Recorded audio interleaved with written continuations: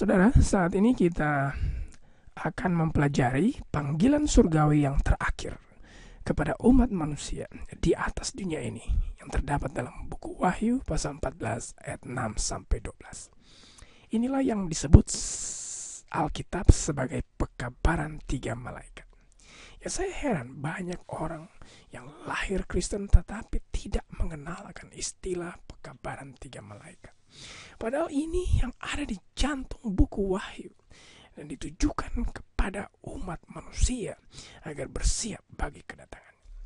Pekabaran ini berisikan Injil, penghakiman, penyembahan kepada pencipta, Babel, binatang, tanda binatang, pentingnya memelihara 10 perintah Allah serta mengikuti akan Yesus Kristus. Nama saya Sam dari Gelora Firman. Saudara masih terus bersama dengan saya mendalami seri pelajaran pengetahuan tentang akhir zaman. Saat ini kita berada pada mini seri 3 malaikat bagian yang keempat. Jadi kita tahu ada perdebatan antara teori evolusi dan teori penciptaan yang terjadi hingga saat ini.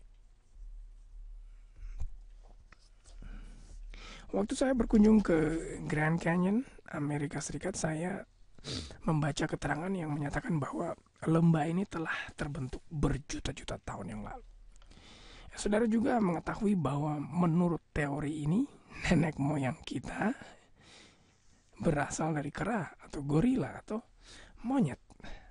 Teori itu juga meneruskan bahwa galaksi kita ini terbentuk dengan diawali oleh sebuah ledakan atau istilahnya Big Bang, lalu terjadilah bumi ini. Nah, apakah teori evolusi ini benar? Nah, mari kita lihat apa yang Alkitab katakan. Pekabaran malaikat yang pertama yang akan kita bahas sekarang ini sangat relevan dengan situasi dunia saat ini. Allah ingin agar manusia kembali kepada kebenaran Alkitab dan bukan pada kebenaran manusia. Mari kita buka Wahyu 14 ayatnya yang ke-7. Dan ia berseru dengan suara nyaring, takutlah akan Allah dan muliakanlah dia, karena telah tiba saat penghakimannya. Dan sembahlah dia yang telah menjadikan langit dan bumi dan laut dan semua mata air. Jadi Allah mau agar kita berbalik dari teori evolusi dan percaya bahwa Allah lah pencipta langit dan bumi dan semua kehidupan di dalamnya.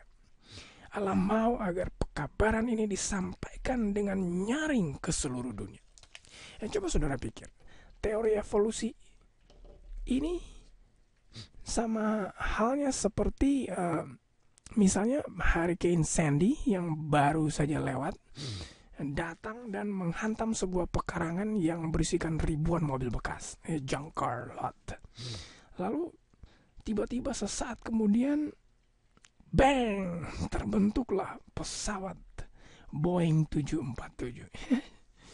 Dan coba saudara pikir, kalau memang manusia berasal dari kera, mengapa pula kera dan gorila masih ada? Bukannya mereka punah oleh karena evolusi metamorfosis sel kera yang bertransformasi menjadi sel manusia?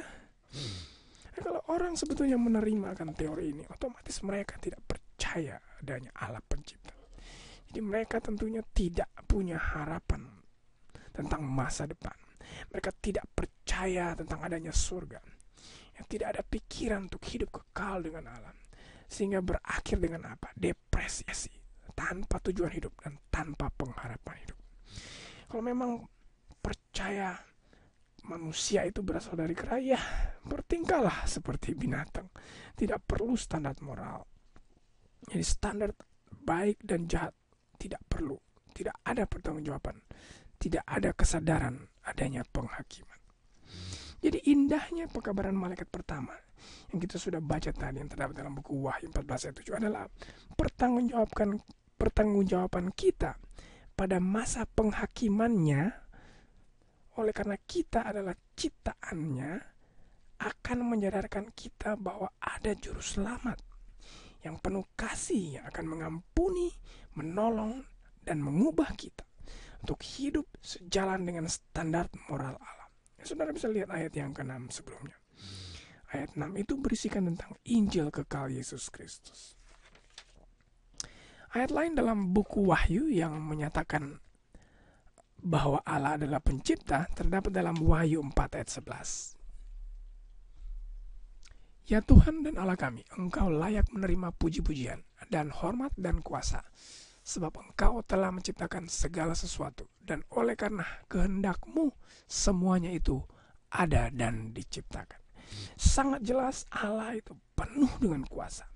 Allah yang menciptakan langit dan bumi. Tidak mungkin ya sebuah sel inti manusia yang sangat kompleks dalam fungsinya berevolusi hanya oleh karena terjadi begitu saja. Nah, mari kita teruskan pendalaman pekabaran malaikat pertama ini. Ya, saudara harus siapkan pena, oleh karena ini adalah penemuan yang jarang dihotbahkan. Saudara baca Wahyu 14 ayat 7 yang sudah kita baca tadi, dan saudara kita baca kembali Wahyu 14 ayat 12.